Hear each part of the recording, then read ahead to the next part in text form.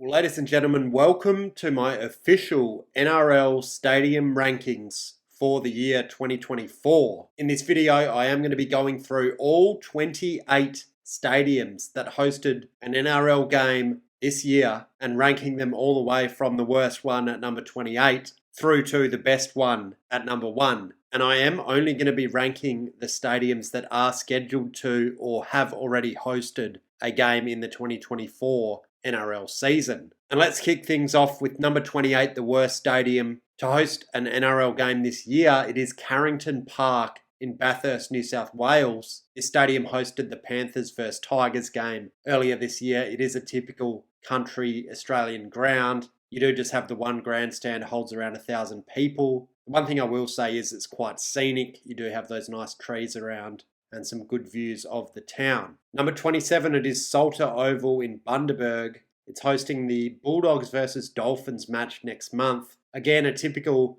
country ground. It is a bit of a weird shape. You'll see the grandstand is a long way back from the edge of the pitch, but that is because they use it for cricket as well. Not much else to say here, guys. I do have this slightly above Carrington Park because it does have some seating on the outer side of the ground. Number 26, it is TIO Stadium in Darwin in the Northern Territory. This hosted the Eels versus Dolphins game back in April. They have played a number of games up here, the Eels. This stadium's an AFL ground. It is an oval configuration. The fans are a long way back from the action, and you are going to see the oval grounds. I'm going to be marking them pretty harshly in these rankings. You do have one decent grandstand and some nice light towers, but that is it for this ground. Number 26. At number 25, it is Scully Park in Tamworth, New South Wales, another regional Australian venue. This one is rectangular. You will see the fans are quite close to the action, which is good. You do really, again, only have the one grandstand and some open terrace seating behind one of the goals. This stadium hosted the Tigers versus Knights game earlier this year. Number 24, it is the Coffs International Stadium up there in Coffs Harbour on the north coast of New South Wales. This is actually hosting the Sharks and Titans game this weekend. It is another oval stadium, but they can actually move the pitch to where it is situated next to the grandstand. So the fans are actually a lot closer to the action in that configuration, which I like. It is primarily a cricket stadium. They do play some AFLW and some other things up there. But it was renovated in 2019 where they added some more seats on either side of the existing grandstand. It also does have some nice light towers so you can play those night matches. Next up at number 23, it is the first of the sort of full-time NRL grounds, and it is PointsBet Stadium, home of the Cronulla Sharks. This might be a bit controversial, but I think this is arguably the most bland and worst of the Sydney suburban venues. It does have a small capacity. I think it's quite boring. There's no real unique features about the stadium. And they did build that weird development behind the outer grandstand. Not sure whether that's a hotel or apartments or whatever it is, but it is very strange when you do see it on TV. But all in all, yeah, a very basic, small capacity, boring stadium in my view. At number 22, it is Belmore Sports Ground in Sydney, the traditional home of the Canterbury Bankstown Bulldogs. I like this stadium, got a lot of history here. It is a proper old school rugby league ground. I do like the main stand and the fact you have got the train line running behind the stadium. It is very cool. Definitely a throwback to a forgotten era in terms of rugby league in the city of Sydney. Stadium itself is fairly basic, but I think it is fine for 2 games a year. Number 21, it is Leichhardt Oval in Sydney, one of the West Tigers' home grounds. There is a lot of history at this ground, but it is probably the worst stadium in terms of facilities of the Sydney suburban venues. Obviously, it is a legendary stadium at this point. You do have the grass banks and the trees on 2 sides of the ground. You do have the scoreboard, which are all very iconic, but basically there is just the one main grandstand. Very basic, quite a small capacity venue. It is getting a renovation in the next few years, which will ensure the ground is hosting NRL football going forward. You can check out my video on that renovation. At number 20, it is KO Stadium in Redcliffe in Brisbane. This, of course, was the traditional home ground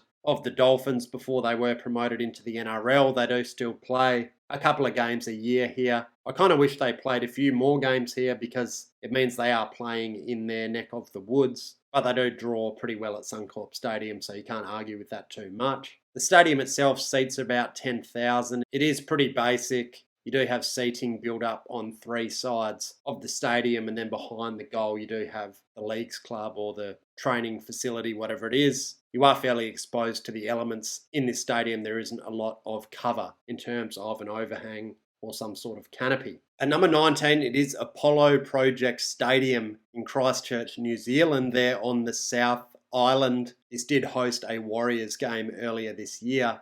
It is basically a temporary pop-up stadium in Christchurch because the original stadium was destroyed by the earthquakes that they did have around 12 or 13 years ago in that city. They are actually building a modern stadium with a translucent roof at the moment in Christchurch. It does look very cool. And there is a lot of dialogue about Christchurch probably getting the 19th licence in the NRL. So I would expect when that stadium's built, you do get the announcement that there is going to be a Christchurch team in the NRL and they will start playing at that new venue. Either way, this stadium, very basic again. It is only meant to be temporary and it probably gets disassembled when that new stadium opens. At number 18, we do have Campbelltown Sports Stadium in southwest Sydney. Another basic stadium. You do really just have the two grandstands and a bit of seating around the perimeter of the ground, a very standard design for a suburban venue. The stadium itself is pretty much symmetrical, so if that tickles your fancy, I guess that gives it bonus points. Probably does have better facilities than some of the other Sydney grounds. It is a little bit more modern, but it is very boring and sort of bland, so I can't rank it much higher than number 18. At number 17, it is Bluebet Stadium in Penrith, there in the foothills of the Blue Mountains. The stadium is very tired. It seats around 22,000. Really, you do just have the two grandstands on either side and those grass hills behind the two goals. I don't know about the red seats either. It does stick out and make the crowds look quite small when it isn't full, but we know obviously the Panthers have been drawing very well in recent years because of the amount of success they have been having. The stadium does need a renovation and it is getting it at the end of this season, and when that's done, it will probably become the best suburban stadium in Sydney when it reopens in 2026. I am going to be making a video about that renovation, so keep your eyes out for that. At number 16, it is Four Pines Park, or Brookvale Oval in Manly, there on the Northern Beaches. This was probably one of the worst suburban grounds before it did get that renovation a couple of years ago.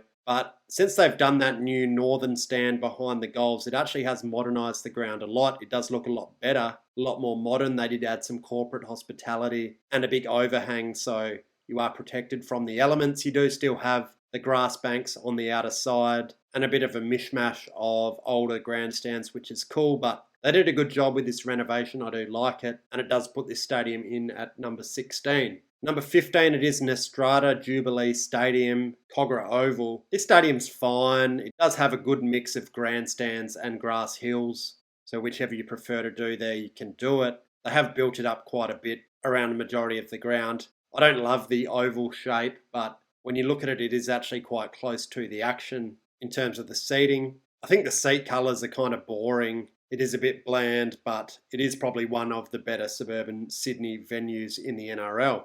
Number 14, it is GIO Stadium in Canberra. A pretty boring stadium. It is way too exposed for a cold weather environment. There's not a lot of cover, so it does mean when it is raining or just cold on those night matches in Canberra, there really is no protection from the elements. They have also dug it into the ground, so the playing surface is actually below ground level, which you do see a bit in America, but it is quite unique from an Australian perspective. But what that does mean is you do get the cold air just sitting in that hole, essentially, on a night game. It was converted from an oval venue around 25 years ago, and it is located between the Australian Institute of Sport and some bushland area. This stadium is past its use-by date. Canberra does need a new rectangular stadium. There has been a lot of talk about that over the past, 10 years really, but nothing's happening in the immediate future. I think they are having some funding issues in the ACT with all the projects that are going on in that part of the world. So that's one to watch. At number 13, I do have WIN Stadium in Wollongong. This is a cool stadium. It does seat around 23,000, one of the home grounds of the Dragons, of course. It did get a big renovation on the broadcast wing back in 2012 where they built that new two-deck stand. You might remember it did get damaged by some strong winds during the construction phase, but when they did finally finish it, it did look very good. It is located right next to the beach, which is pretty unique. You do get some good views of the ocean on TV, which is very unique. You do have that grass hill on the outer side as well, which is always packed. So I think this is a very good stadium. Definitely deserves to host probably more games than it does. But it's just the way the cookie crumbles with a joint venture team. Number 12, it is HBF Park in Perth in Western Australia. This is another good stadium, seats around 20,000. It is hosting a Dolphins game next month. It got a big renovation around 10 or 12 years ago, which really modernised the stadium. It's kind of cool because you do have 4 very distinct stands on either side of the ground, so it is very unique in that aspect of it. It does have green seats, which you could argue don't look great, but I think they've done pretty well with how they've got the darker green seats on the bottom deck, and then it gets lighter as you go up the stadium. It does look like Perth is getting an NRL licence with the North Sydney Bears to relocate there before the 2027 season. That is the talk coming out in the last few days. And this stadium is ready for an NRL team. You won't have to do any upgrades to it. You can just plug and play. So that'll be an exciting thing for the competition. Number 11, it is Cbus Super Stadium on the Gold Coast. This might be a bit harsh, but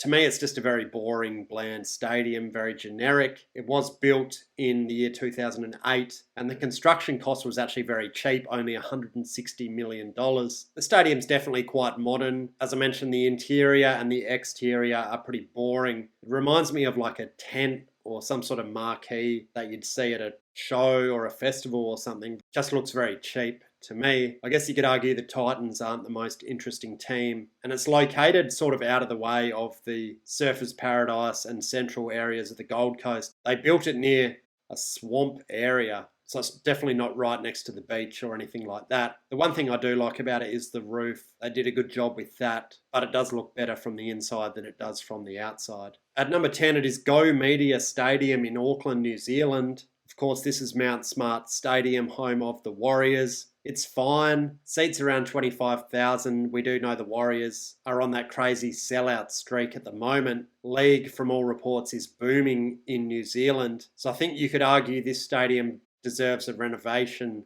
to increase the capacity and just give it a bit of a facelift. It is a pretty ugly stadium, really. Looks good when it's full, but when it's empty, it does look a bit dated, especially the two ends where you do have that open area with the hill and then that exposed grandstand. Maybe you could do something with that and increase the capacity up to 35,000. At number 9, it is Industry Group Stadium in Gosford on the central coast of New South Wales. This is a nice ground, seats around 20,000, and the main feature of this stadium is, of course, that view over the water with the palm trees. It is all very nice. I think the stadium's better than some of the full-time NRL grounds, no doubt. It could definitely host its own team full-time. I don't see that happening. Obviously, seems like the Bears are going to Perth now. So unless there's a relocation of one of the Sydney teams, I don't see the Central Coast getting an NRL team in the near future. The one criticism probably would be the actual stadium and the stands and the seat colour is a bit generic and a bit boring, but that's definitely offset by the beautiful view that you do get at one end of the ground. And it's good that they've kept that open and not filled it up with a grandstand. Number 8, it is McDonald Jones Stadium in Newcastle, home of the Knights. This is a nice ground. It's got a good capacity at around 33,000. The main features are those 2 big grandstands on either side of the ground. I like the red and blue seats. It fits the team. There's not much cover or shade. So when it is really sunny or really rainy, a lot of the fans are going to be affected by the elements. And I'm not sure about the grass hills at either end. Could they potentially enclose them and build a grandstand on either side? I'm not sure. I think if Australia ever got a FIFA World Cup or a tournament like that, they probably would renovate this stadium and give it that. That was the plan for the unsuccessful bid for the 2022 FIFA World Cup. But all in all, I think the grass banks are quite popular with the Novocastrian public, and there's no immediate work that does need to be done on this stadium.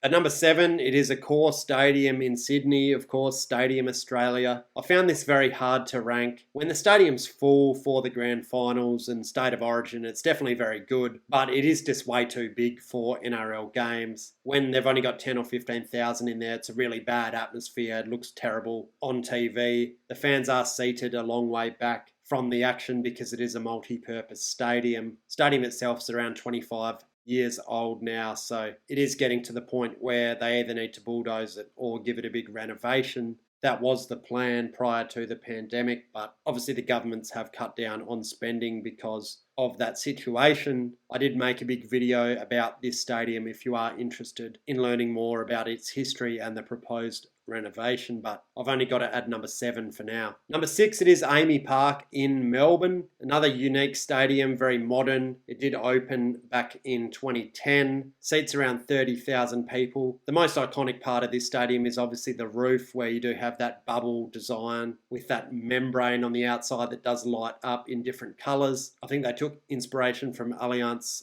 Arena in Munich, Germany for this stadium. The one criticism of this would be the green seats. I think they're really bright and it doesn't look too good with the Storm and their purple colours. But obviously the ground is shared with the soccer teams and previously the Melbourne Rebels when they did exist, so they had to accommodate all the different teams. But again, very modern stadium, very good. It will be good for another 20-30 years, no doubt. And I've got it at number 6 on my list. Number 5, it is CommBank Stadium in Parramatta in Western Sydney. Beautiful stadium, very modern. It did open back in 2019, complete knockdown rebuild. The capacity sits at around 30,000, and it does remind me of a European soccer style stadium. You do have the steep grandstands, very nice interior. Do have all the corporate facilities on one side of the ground and the rest of it just being the seating. The exterior though is really ugly with that exposed underside of the concrete seating terraces. Wish they would have just put a shell or some sort of covering around the stadium where that wouldn't be visible, but it was built pretty cheap compared to some of the other stadiums that have been built in Australia in recent years. But it's definitely a top 5 stadium in the NRL. Number 4, it is Queensland Country Bank Stadium in Townsville. I really like this stadium, opened in 2020. Seats around 25,000. You do have that beautiful roof. I love the way how it opens up towards the city, so you do get those nice views. It just welcomes the people of Townsville into the stadium. Really nice exterior with the white roof. I love the seat colours. It really matches the Cowboys, really matches the North Queensland vibes. And the best part is it's located right in the CBD, whereas the main issue with that old stadium was that it was located way out of the city and it was very hard to get to. So they did a fantastic job with this venue, really like it. Very unique. And it is the 4th best stadium in the NRL. At number 3, it is Allianz Stadium in Moore Park in Sydney. Completely knocked down and rebuilt, the old Sydney Football Stadium, and they did open this in 2022. It is quite similar in terms of the shape and the design of the old stadium, but just feels like a nice modern interpretation, nice refresh. I love the exterior. They did a really good job with that. That's what I'm talking about when you compare that to CommBank Stadium. It just looks a lot better.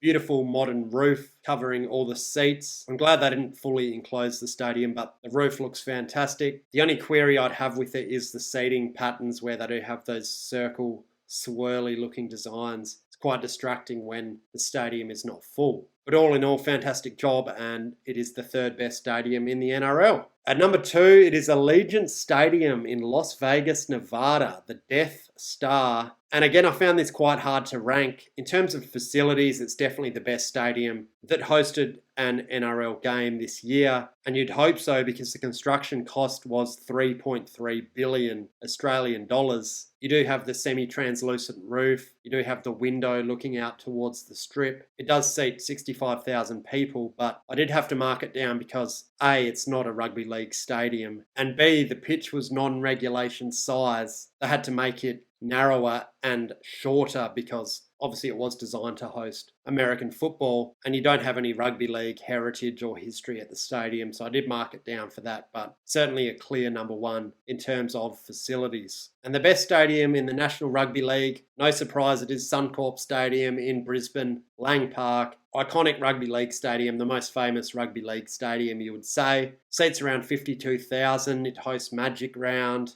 all those memorable State of Origin games, of course. The Broncos are the best supported team in the NRL. Lots of history here. Last major renovation was in the early 2000s for the Rugby World Cup in 2003. I do think it is due for another upgrade, but certainly holds its own. They did a good job with the roof. I really like the seat colours and the pattern that they used. There has been some talk about this stadium getting an upgrade for the Olympics in Brisbane in 2032, so it'll be interesting to see what they do there. I don't think it'll be anything major. I think it will just be adding a few facilities, a few amenities, maybe changing out the seating, but we'll have to wait and see what is announced there. But I think if we're all being honest, this is the best rugby league ground in the world and certainly deserving of the #1 spot on this list. That is all we're going to have time for today, guys. Thanks for watching, and don't forget to subscribe for more.